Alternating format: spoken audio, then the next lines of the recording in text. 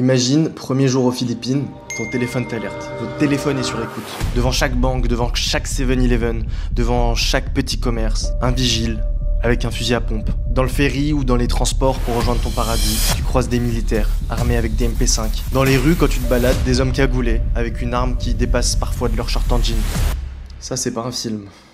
C'est notre arrivée ici. Et personne, absolument personne nous en avait parlé. Alors ça fait maintenant plus de 2 semaines qu'on est arrivé ici. Et si j'ai pas fait de vidéo immédiatement, c'est par respect. Par respect pour ce pays et par respect surtout pour ses habitants. En fait, je voulais pas vous partager mes émotions brutes, sous le choc. Je voulais comprendre avant de témoigner. Parce que mes émotions, elles étaient négatives. On se sent pas trop en sécurité. Enfin, je vais plus expliquer, mais on se sent pas trop en sécurité. J'ai juste fait une petite story et vos réactions, elles ont été assez nombreuses. J'ai même rencontré d'autres Français ici, avec qui on a échangé. Pour certains, pendant qu'ils nous partageaient leur expérience, ils avaient la voix tremblante, les larmes aux yeux, en parlant de leur expérience à Manille et à Cebu City.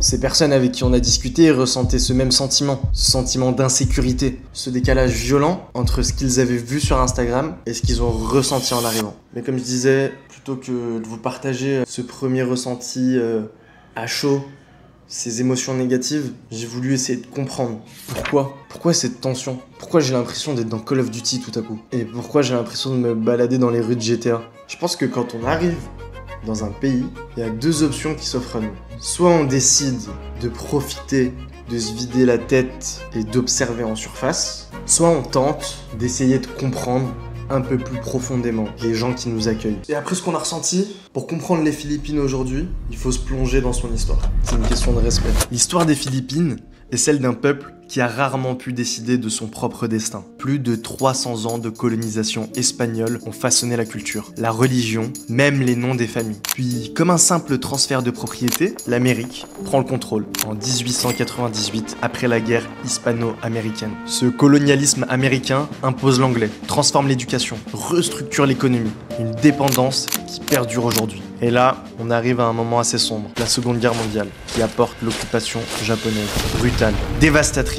Manille devient alors la 2e ville la plus détruite au monde, après Varsovie. L'indépendance, en 1946, n'est que le début d'un long chemin, semé d'embûches. Les décennies suivantes sont marquées par une instabilité politique chronique. Le point culminant, le pire moment, 1972. Ferdinand Marcos impose la loi martiale. Débute alors une dictature de 14 ans qui laissera des cicatrices inoubliables. Pendant que la famille Marcos amasse une fortune colossale, entre 5 et 10 milliards de dollars détournés, le pays, lui, s'enfonce dans la pauvreté. En 1986, Marcos est forcé à l'exil, suite à la révolution du pouvoir du peuple. C'est ce qui va marquer un tournant. Mais le problème, c'est que les structures de pouvoir, les inégalités, elles persistent. Et les années qui vont suivre sont un mélange de progrès fragiles et de crises répétées. Corruption, conflits armés dans le sud, et aujourd'hui encore, environ 20% de la population qui vit sous le seuil de pauvreté. Cette histoire explique en grande partie ce qu'on observe aujourd'hui. Cette présence des armes, ces mesures de sécurité extrêmes, mais c'est aussi ce qui explique cette résilience incroyable des Philippins. Alors ouais, c'est bref, très bref. Mais c'est aussi pour vous montrer quelque chose. J'ai tendance à penser que juste quelques informations, juste 5, 10, 15, 20 minutes de recherche, ça peut franchement complètement transformer votre voyage. Et on parle pas d'assister à un cours magistral d'histoire ou de géopolitique de 4 heures. L'information, elle est accessible à tous. On a la chance de vivre à l'ère d'internet. C'est une proposition que je vous fais de s'informer un minimum sur l'endroit que vous allez rencontrer. C'est une forme de respect pour le pays qui vous accueille. Ce qui est cool là, c'est que comprendre cette histoire, ça a complètement changé notre mindset. C'était plus de la peur qu'on ressentait, c'était plutôt du respect et de l'admiration. Pour un peuple, pour des gens, pour des familles qui, malgré tout ce qu'ils ont vécu au XXe siècle, arrivent à conserver malgré tout ça une gentillesse incroyable. Et c'est pas la faute des réseaux. Si, c'est la faute des réseaux. Mais ce que je veux dire, c'est que sur les réseaux, on va voir que ce qu'on a envie de voir. Mais ce que je retiens, c'est que les Philippines, c'est ni un paradis idyllique, ni un pays dangereux. C'est un pays complexe, avec son histoire, ses cicatrices, et un peuple d'une résilience admirable. Mais aussi, il faut le dire, des endroits à couper le souffle. Et franchement, c'est comme si on avait changé de pays. Je pense que si vous êtes sur cette chaîne, c'est que vous aimez bien découvrir des choses, qu'elles soient positives ou négatives. Là, on a parlé de la partie un petit peu plus négative. Maintenant, je vous emmène avec moi pour découvrir la partie juste magnifique. Yo, moi c'est Yanis. Quand j'étais petit, j'étais fan de Pokémon. Alors là, tu vas te dire, qu'est-ce qu'il me raconte celui-là? Mais Sacha, ce gamin qui part à l'aventure, qui découvre des mondes, qui voyage avec ses potes, ça me faisait rêver. Mais quand j'avais plus le droit de regarder la télé, mon père me proposait de regarder des documentaires. Au début, je râlais. Puis petit à petit, je m'endormais devant ces images du monde, de cultures différentes, d'histoires fascinantes. Et des années plus tard, j'ai compris. Le monde est si grand, si vaste, si complexe. Et aujourd'hui, je voyage pour ça, pour comprendre, pour témoigner, pour partager cette complexité avec vous. Alors si toi aussi t'es curieux, abonne-toi. Bienvenue dans mon carnet de route.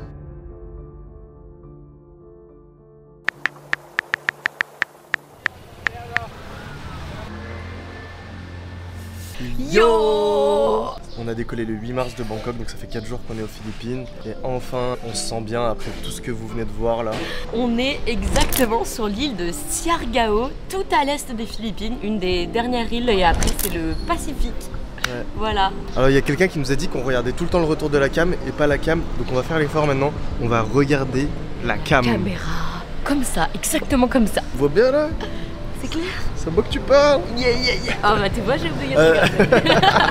Donc on va découvrir ensemble Siargao. Siargao, ça a l'air juste dingue. Le mood, il est... Déjà on se sent bien, on se sent safe et ça c'est le plus important. Dans la pyramide de Maslow, ça commence par la sécurité. Qu'est-ce que c'est que la pyramide de Maslow, Margot? C'est une pyramide qui... Attends, je panique. Je crois que c'est un truc qui dit que tu te sens bien, la sécurité, le confort, c'est ça? Ouais, c'est un peu ça. C'est un peu ça. C'est la classification des besoins du plus primaire au plus sophistiqué. Ça sert à rien en gros d'avoir une piscine si tu te sens pas en sécurité. On se sent en sécurité. Donc c'est bon, on est à l'étage 1. Maintenant, on va aller chercher les autres étages. Jusqu'au sommet. Siargao, c'est connu parce que c'est un des meilleurs spots au monde pour faire du surf. Donc on va aller tester en surf, ça je sais pas, mais en tout cas on va aller le voir avec nos petits yeux comme ça. On va aller voir, vous allez voir.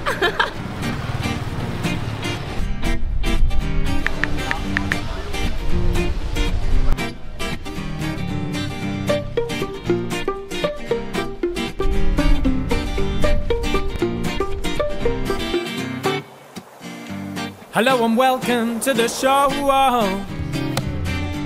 Nobody knows where this might go.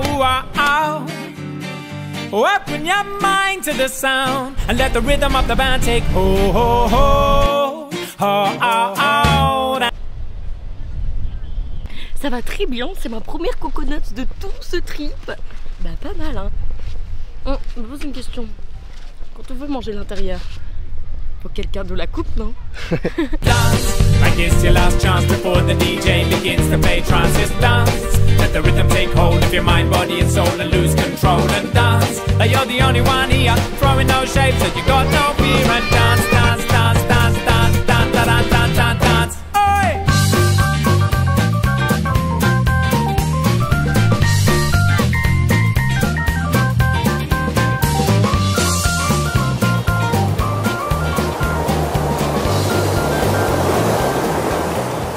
Cloud9, on y retourne ce soir. On nous a dit qu'il y avait des top 200 surfeurs mondiaux ce soir, donc on va aller voir ça. J'espère qu'ils vont nous impressionner. Et on va continuer à se perdre un peu dans l'île. Partez découvrir ça avec nous. Et on n'oublie pas, le plus important, là on loue un scoot. Aux Philippines, la route, elle est à droite. Et le casque, cousin. Hello and welcome to the show. Nobody knows where this might go.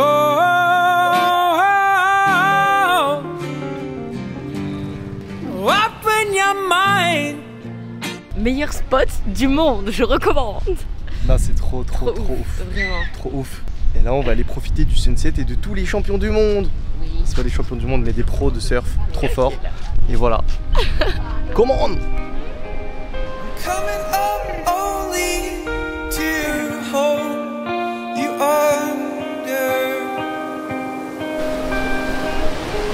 And coming up only to show you wrong.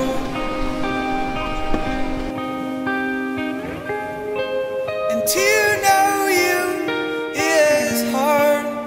We wonder.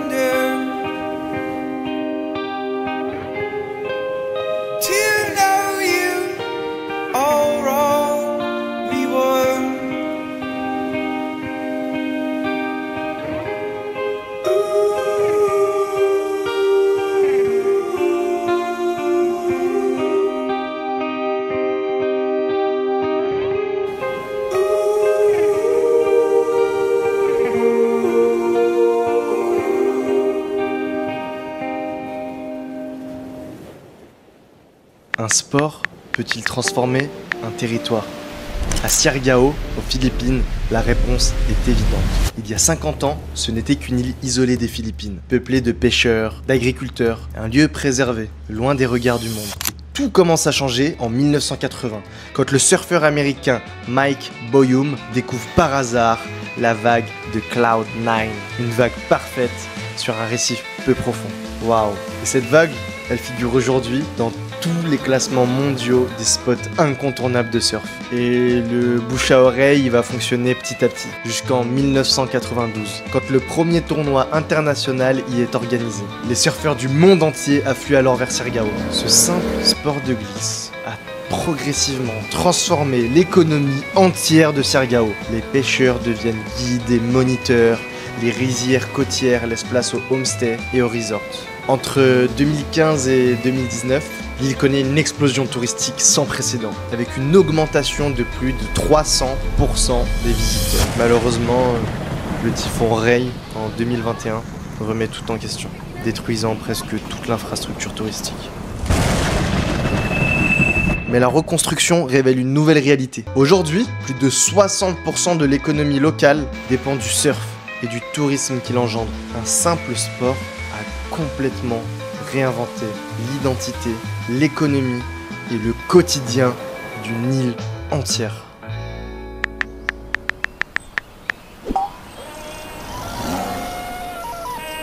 Good day, it's a good day. Les gars, aujourd'hui on va faire une journée de malade. En gros, on a rencontré un prof de surf. On devait faire des cours de surf avec lui, mais finalement on a rencontré du monde. Donc on va faire une journée bateau avec lui. Son père il a un bateau. Et là on est en train de faire les courses au marché. Et après on part visiter toutes les îles qui est un petit peu autour. Ça va être incroyable. On fait des petites courses au marché.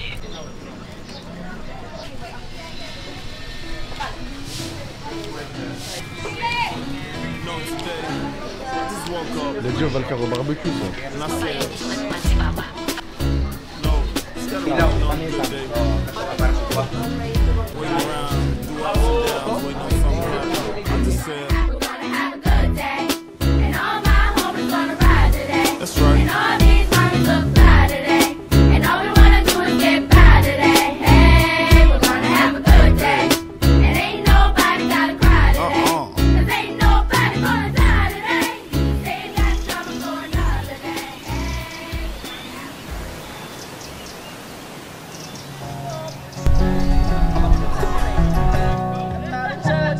Les gars, on s'attendait à faire un truc archi sauvage, mais pas du tout, pas du tout. Il y a des milliers de personnes partout. Bah en vrai c'est quand même magnifique. Archi touristique, mais c'est Concert. trop stylé. Incroyable.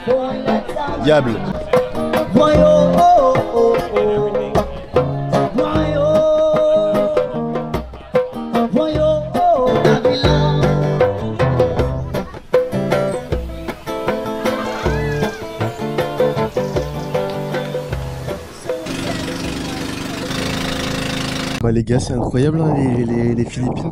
Je sais pas si vous allez avoir un bon son parce que c'est la GoPro là. Mais c'est magnifique, genre les eaux, l'eau elle est turquoise mais je sais pas comment dire. C'est vraiment magnifique, c'est trop beau. C'est trop chouette. On pensait vraiment faire un truc en mode avec le bateau du père de notre prof de surf, mais pas du tout. Ouais. Il a loué un guide, il a loué un chauffeur de bateau, il a loué une cuisinière. une cuisinière. Enfin, il nous a bien. Ouais bon après. Après on est content quand même. C'est trop cool. Mais du coup, c'est pas des îles sauvages comme on pensait être. Enfin, on pensait qu'on allait se retrouver sur des îles avec personne ou avec des lions et tout. Non, je pense sans lions, mais. Il y a du monde. En fait, c'est un circuit un peu touristique de 3 îles à côté de Siargao et je pense que tout le monde fait les 3 îles. Il y a Un du monde, peu de mais gens, en même. vrai de vrai, ça va. C'est du monde en mode ça écoute du reggae, bonne vibes. Enfin, c'est quand même assez chill. Vas-y, vas-y. Allez, dis. Moteur. Essaye.